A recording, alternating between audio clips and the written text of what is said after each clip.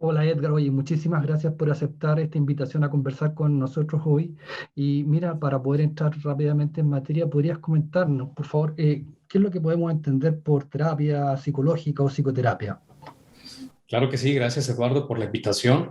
Y la psicoterapia, pues es un proceso de cambio activo en el que se involucran dos personas, o a veces pueden ser más, el consultante o los consultantes, y en este caso el terapeuta. Es un proceso de cambio acompañado justamente de un profesional, en este caso el terapeuta, pero siempre va dirigido para lograr un cambio, ya sea de pensamientos, ya sea de emociones, ya sea comportamental, pero va enfocado en lograr un cambio. Y el terapeuta va acompañando, el psicoterapeuta, perdón, a la persona, al consultante, a ir logrando, a dando esos pasos para lograr esos cambios. Oye, perfecto, muchas gracias. Y cuéntanos, ¿desde qué perspectiva teórica tú trabajas fundamentalmente?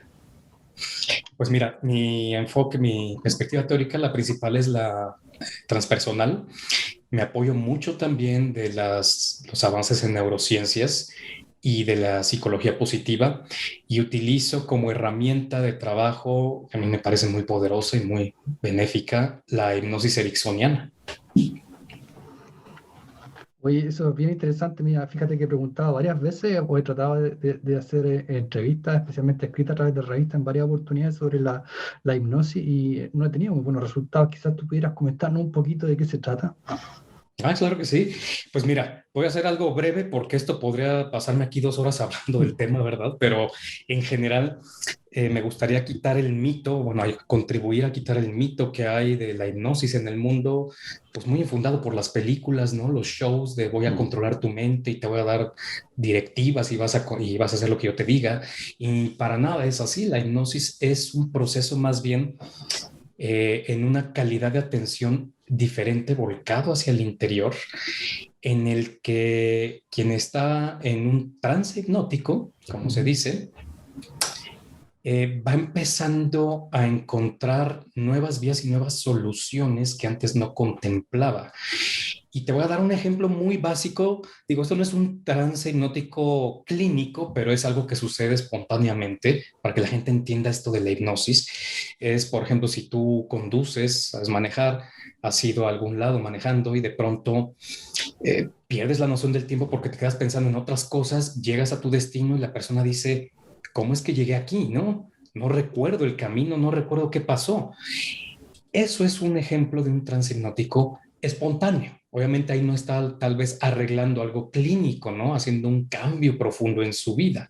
Sin embargo, son este tipo de trances y que entramos diario los seres humanos. Y a mí me gusta este tipo de hipnosis, la ericksoniana, porque aprovecha esos estados naturalistas.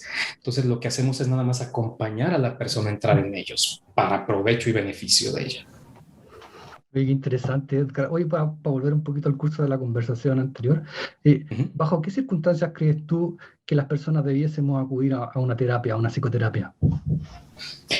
Mira, más que debiésemos, yo creo que están las posibilidades que nos ofrece la psicoterapia ante una gama muy amplia de situaciones, ¿no?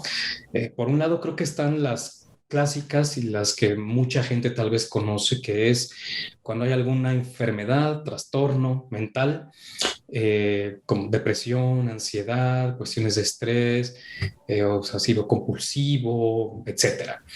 Sin embargo, también la psicoterapia nos ofrece excelentes alternativas para otro tipo de situaciones, como por ejemplo cuestiones en pareja, ¿no? De que no hay un entendimiento, no hay una relación armónica, no está habiendo con la familia, incluso con algún compañero, una persona del trabajo en específico.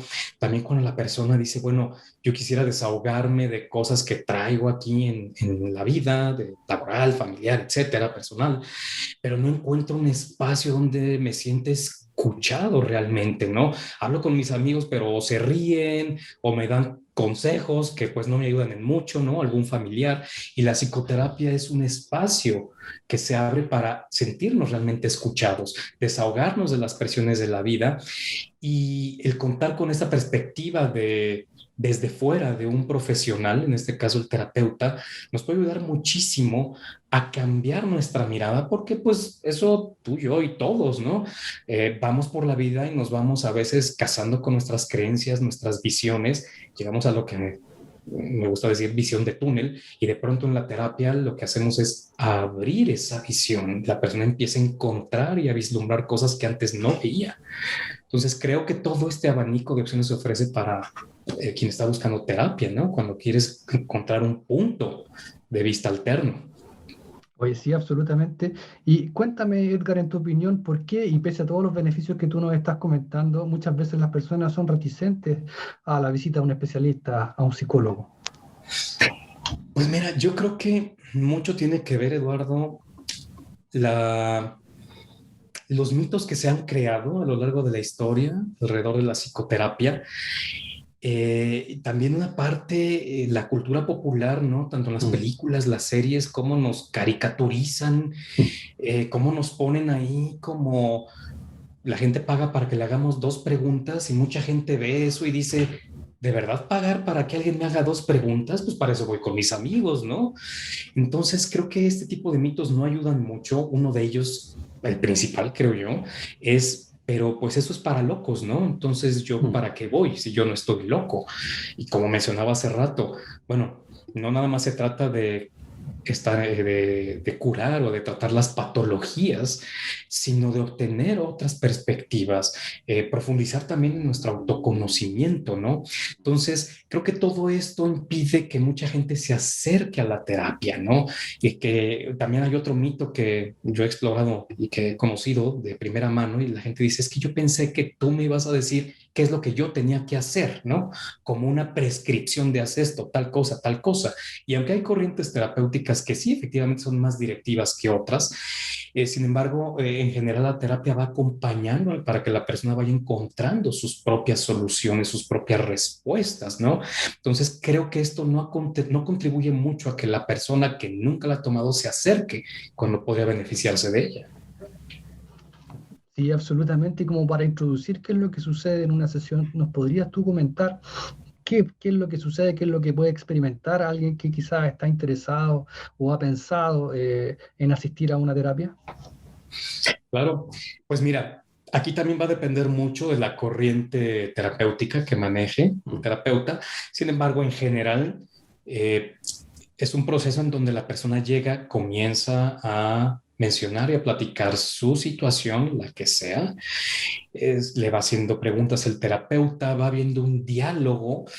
Aquí lo importante es que es en un entorno pues de mucha empatía y de mucha escucha, en el que la persona va expresando y ganándose, bueno, el terapeuta se va ganando la confianza de la persona para que cada vez se vaya abriendo más y se atreva a mencionar eso que a lo mejor nunca ha mencionado a alguien más, ni a sus mejores amigos, de nadie más, ¿no? Que a veces hasta le da vergüenza decirlo. Por eso también a veces la persona le cuesta trabajo empezar la terapia porque dice, híjole, ¿cómo me voy a atrever a decir esto? Si a mí me da vergüenza nada más de pensarlo, ¿cómo ir con un desconocido y abrirlo, ¿no? Pero entonces en general ese es el proceso. Ya dependiendo de la corriente, puede que haya algunos ejercicios físicos, movimientos corporales, ¿no? En el caso de lo que yo trabajo, en la hipnosis, puede que hagamos movimientos también físicos o incluso un trance formal en la que la persona puede cerrar sus ojos o no, pero entra en un trance de absorción, se queda viendo con la vista a un punto fijo o de plano. Hay gente que se recuesta sobre el sofá y dice, ¿me puedo acostar? Sí, adelante. Se acuesta totalmente y entra en un trance muy profundo, ¿no? Entonces, depende de la corriente, pero en general es este proceso a través del habla, ¿no? Y de la escucha activa del terapeuta. Oye, perfecto. Edgar, ¿y qué es lo que ocurre a nivel cerebral cuando asistimos a terapia? Pues fíjate, ocurren muchísimas cosas, Eduardo, qué bueno que lo preguntas. Fíjate que la más básica, sin importar la corriente, y la más básica es el sentirnos escuchados profundamente. Y esto puede ser ya el primer paso para la sanación para muchas personas. Como mencionaba antes, tal vez no encuentre espacios, no tiene con quién platicar, porque es algo que hacemos de forma innata todos los seres humanos. Buscamos amistades o familiares y nos juntamos para tomarnos un café, un trago o algo para platicar de nuestras cosas, sacar lo que nos está pasando, los problemas cotidianos, etcétera. Y entonces, cuando llegamos a un proceso de terapia y nos sentimos escuchados profundamente, suceden muchas cosas, porque se empiezan a activar en el cerebro y en el sistema nervioso el circuito de conexión social. Sacan al cerebro del piloto automático en el que normalmente se encuentra. Es como decir, aquí pon atención, te están mirando. Y es cuando nos sentimos mirados. Esa escucha profunda de la terapia eh, provoca en las neuronas espejo del paciente, del consultante, que empieza a hacer un mapeo emocional del terapeuta. Entonces empieza un proceso activo entre los dos. La persona, al sentirse escuchada, se empieza a sentir más calmada porque empezamos a segregar oxitocina, la llamada hormona de la vinculación, la conexión humana. Eso reduce el estrés, calma la actividad de la amígdala, el almacén, digamos, del miedo, de las emociones. Eh, Echa a andar el sistema nervioso parasimpático, con lo que hasta la frecuencia cardíaca disminuye. Entonces, hasta físicamente la persona empieza a sentir una diferencia, empieza a sentirse más tranquilo, nada más con el sentirse escuchado. Y muy importante, sin juzgar. Porque este puede ser la diferencia entre hacerlo con amistades o familiares, ¿no? Fuera de un entorno profesional, de hacerlo con una psicoterapia profesional, porque nos sentimos escuchados, pero sin juzgar. Y eso nos abre, logra que el cerebro salga de ese modo reactivo y entre en un modo de apertura y aprendizaje. Por eso empieza a haber soluciones donde antes solo veía problemas, ¿no? Donde veía nada más manchones. Entonces, también se echa a andar el circuito de recompensa, eso es lo que me faltaba. Se empieza a segregar dopamina, el sentirnos escuchados y que nos pregunten a profundidad de lo que sentimos. Y uno dice, caray, nadie me había preguntado esto antes, ¿no? Y entonces nos gusta que nos pregunten de lo que sentimos, de nuestra historia. Empezamos a segregar esa dopamina del sistema de recompensa y es la que nos hace sentir el placer de sentirnos escuchados y de estar en una conexión muy profunda con el terapeuta. Esta activación del sistema de conexión del sistema nervioso es súper importante. Es casi parte de la psicoterapia, sin importar la corriente, ¿no? Que el terapeuta logra activar este sistema en el consultante y hay mucho avance ya en la sanación, ¿no?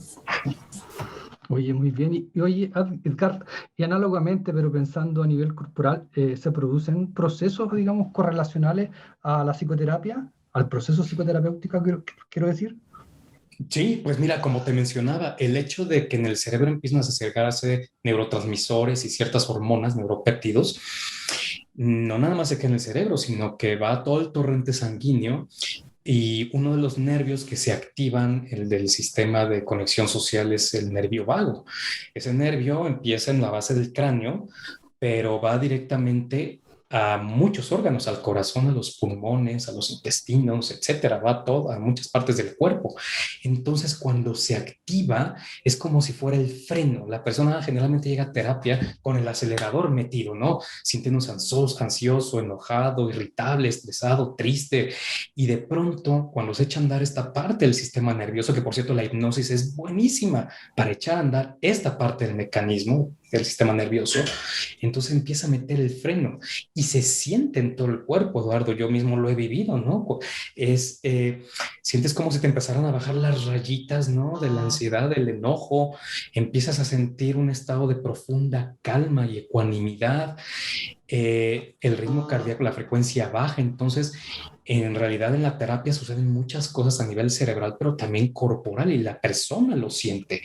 Es un proceso vivo y activo, ¿no? Y la persona en general, cuando es una buena terapia, se va sintiéndose mejor, no nada más por cosas que le dijo de dos, tres palabritas, sino porque hubo cambios fisiológicos. A lo mejor esa palabrita le cambió la perspectiva a la persona y le cambió la fisiología. Entonces, efectivamente, sí se siente en el cuerpo.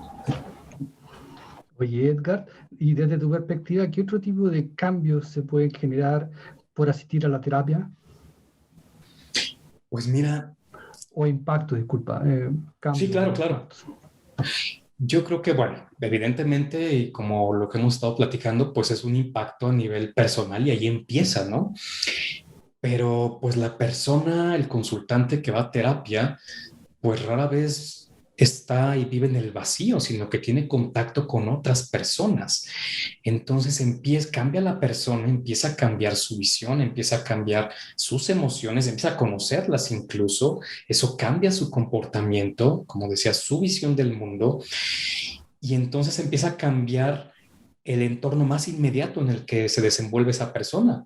Pensemos en su familia, tenga hijos o no, en pareja, sus amistades más cercanas, las personas con las que trabaja, con las que convive en el día a día, empiezan a notar cambios, ¿no?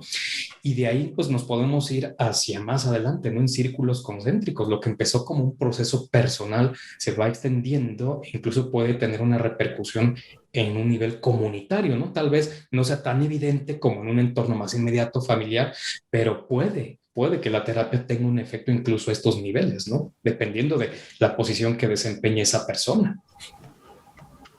Oye, Edgar, te quiero agradecer muchísimo tu presencia hoy día acá. Me parece que va a resultar súper esclarecedora. Además, ha sido en un lenguaje y en una forma muy dinámica. Entonces, nada, simplemente agradecerte y posiblemente nos estamos viendo en otra oportunidad, pues. Un abrazo. Claro que sí, Eduardo, con todo gusto y muchas gracias a ti. Esperemos vernos en otra ocasión. Muy bien.